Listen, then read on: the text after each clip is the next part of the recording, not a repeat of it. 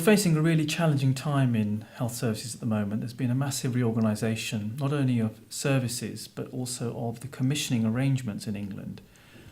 England's retained this split between providers and purchasers, and so the commission has become really important in determining what services are provided, and they have the authority to be able to procure a particular model of service or focus on a particular priority. But commissioners aren't naturally born. They have to be skilled up and educated about mental health care, and they may not be aware of all the nuances of clinical practice and may not be aware of the nuances of risk and risk management. Given the changes taking place, this is also an opportunity to get some of the commissioning challenges in mental health care right. I think for as long as I can remember, practitioners and managers and commissioners themselves have said that the commissioning arrangements aren't optimal. We don't always get the best quality, the best value for money either. So how do we address this at the moment? There's a whole discussion taking place on emergency care at the moment, and so commissioners need to be talking not just to health providers, but also to the police and to other agencies, ambulance agencies and social care providers. GPs are very important in the commissioning arrangements, and clinical commissioning groups are now responsible for procuring services from hospitals. And again, the level of knowledge and understanding of mental health issues is variable amongst commissioners.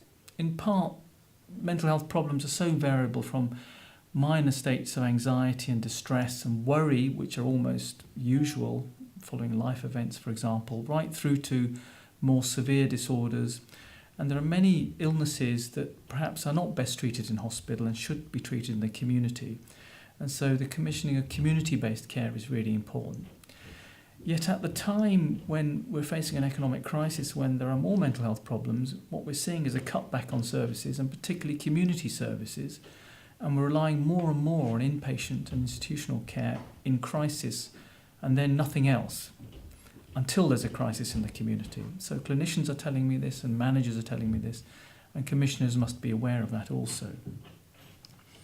There's also a new challenge taking place, which in a way is a positive challenge, is that public health commissioning is taking place now in local authorities and through health and wellbeing boards. That is, the NHS commissioning authorities aren't responsible for procuring public health interventions. So, for example, addiction services have moved entirely to local authorities. And there's even more need then to educate and help commissioners understand the needs of these socially excluded populations, often stigmatised populations, who may not be served well by what seems like a cheaper option in terms of service provision, but actually doesn't lead to recovery or maintained recovery over a long period of time. So commissioners are pretty central to the future of the NHS, and they're facing real challenges, but there's no school of commissioning. It seems to me that a lot of commissioners learn the skill sets that they need whilst on the task. And of course, unless they're talking to people who are familiar with not just managing services, but also providing clinical care, and they're informed clinicians, then they're actually not going to serve the populations very well. The new structures, in fact, speak to that. By splitting public health commissioning and clinical commissioning, it's as if we're in two different worlds, and actually they're identical problems, and the populations that want to use them, citizens, will use both sorts of services, and so why should there be such a massive split between these two types of commissioning?